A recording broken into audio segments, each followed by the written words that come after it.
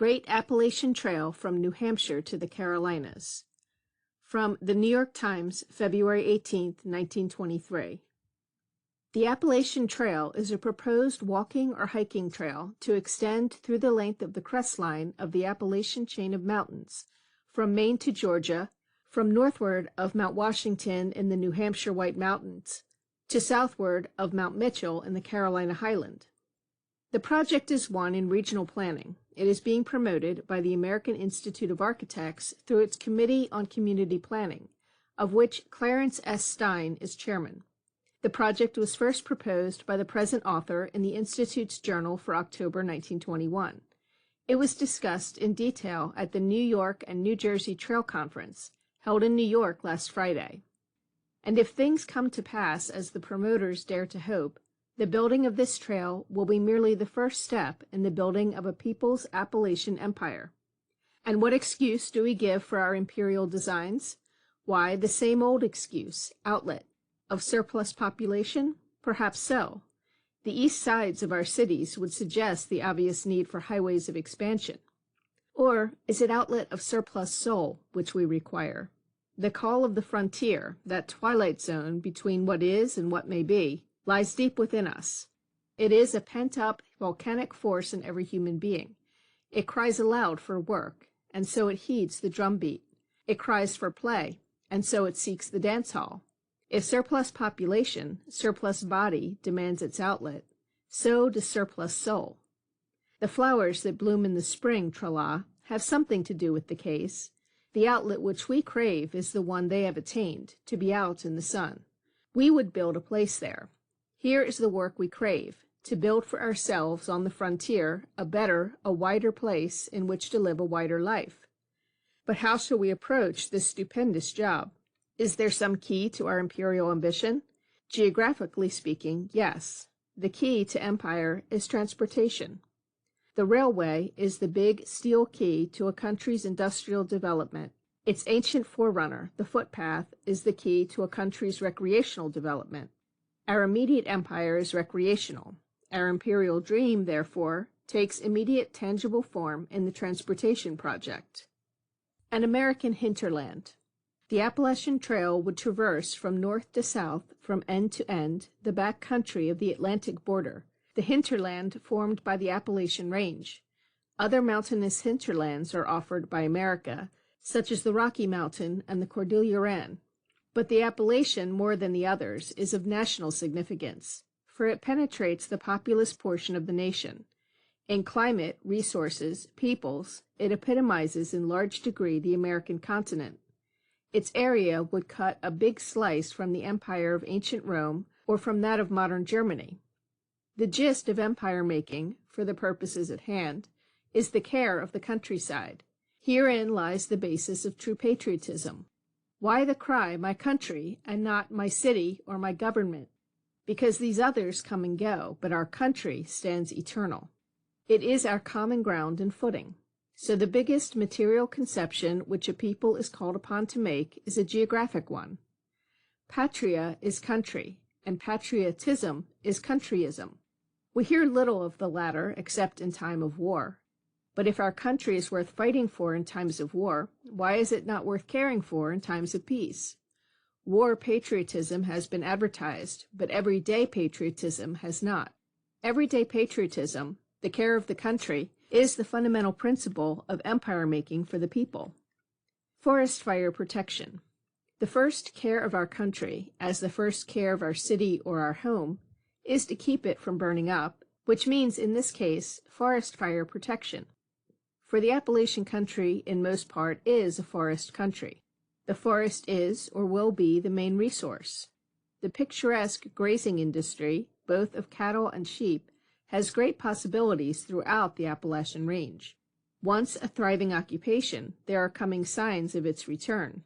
But grazing in the upland pastures and agriculture in the bottom valleys will by and large be secondary to the great future industry of forestry. So the very first care of the Appalachian country is that of forest fire protection. And in order that the Appalachian Trail and the folk that use it may from the first become an asset and not a liability in such protection, The trail system must be conceived also as a fire system. And this is very simple because the basis of any scheme of forest fire protection consists of forest trails or roads. The first thing needed in forest firefighting is accessibility, the means of reaching the fire. Trails should run along the crest lines and roads along the valleys, these to be connected every little way by counter roads or trails up and down the slopes. The next thing is fire apparatus, picks and shovels, and perhaps extinguishers, cached in big boxes at convenient points along the ways. Having tools and a clear way, all that is needed next is men. Patrollers stationed at strategic lookout points, equipped with map, field glass, and telephone, give the alarm when smoke is first sighted. They call up the local fire warden who lives in the valley or nearby town. He then calls his men together, the firefighters, paid or voluntary, who hold themselves ready to run and go at the drop of the hat. Fire systems of this sort are kept up by the United States Forest Service on all the national forests, several of which are in the Appalachian Mountains. They are also maintained by the various states. Part of the organization of the Appalachian Trail would consist of unifying and extending these forest fire services.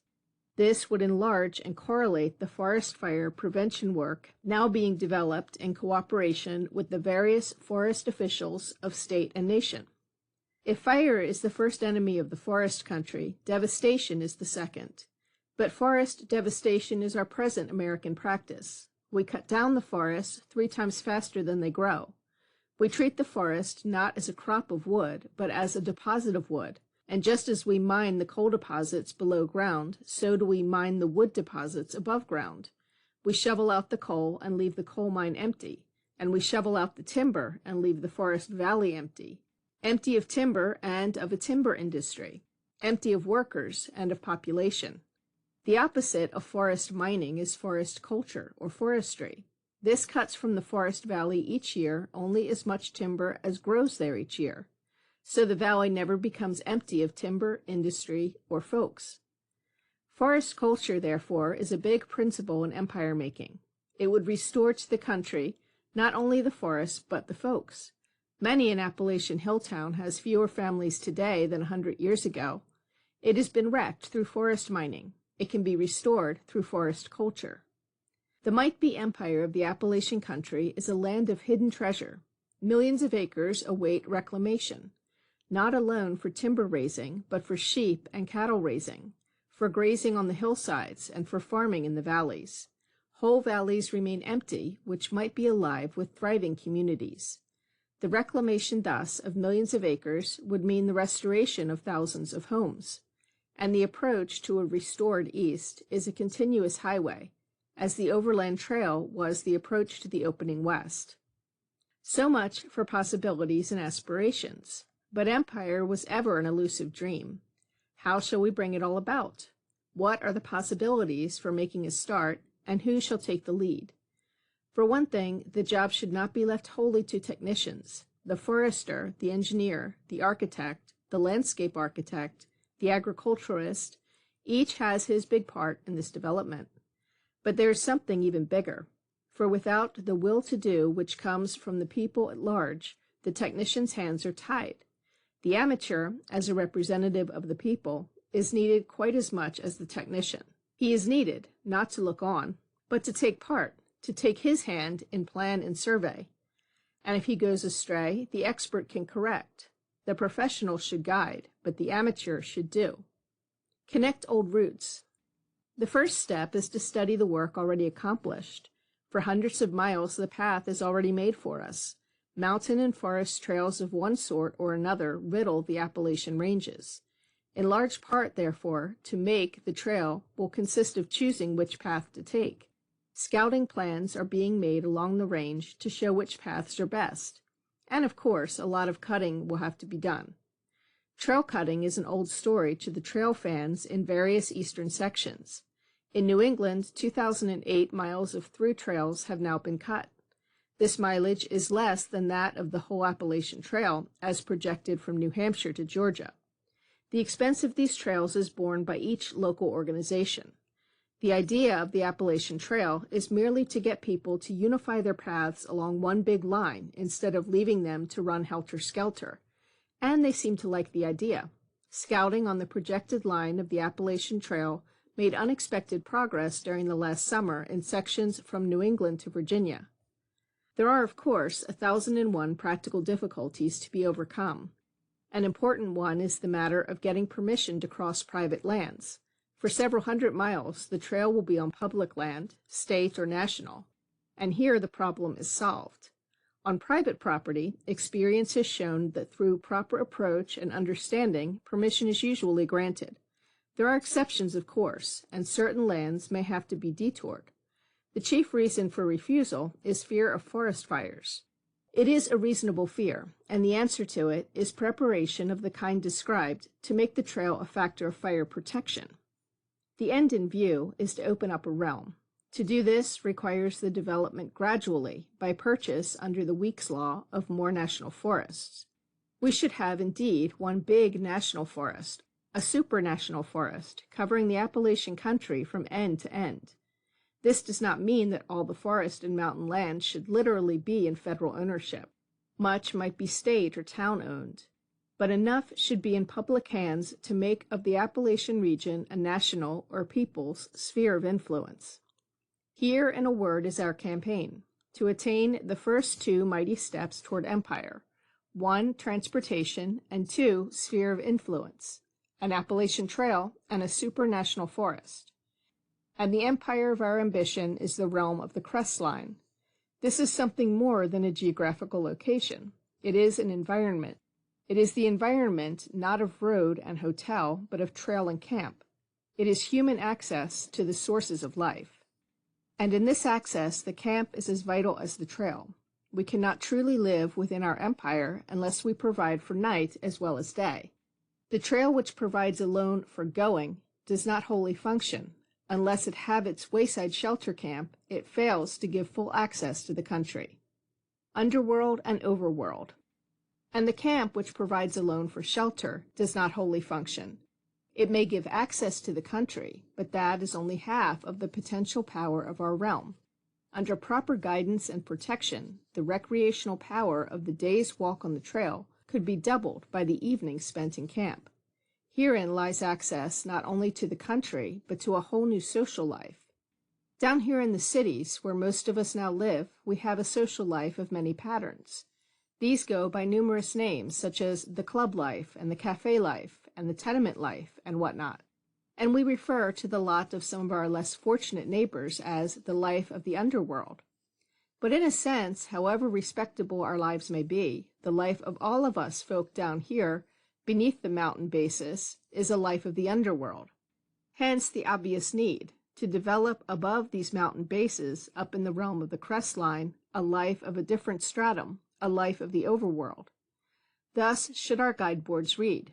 It will be a long, long path, and the Appalachian Trail is only the first link. But it makes a start. The scouting of this trail and the fields to which it leads is something to make for immediate fun as well as ultimate welfare, something to stimulate in the public mind a clean-cut vision of constructive national development as against a fog of economic vagaries, something to serve as a constructive outlet for the high-powered spirit of youth, not to absorb energy, but to attain a goal, the goal of empire, a better deal, a place in the sun. Such is the outlet sought through the Appalachian Trail. End of Great Appalachian Trail from New Hampshire to the Carolinas.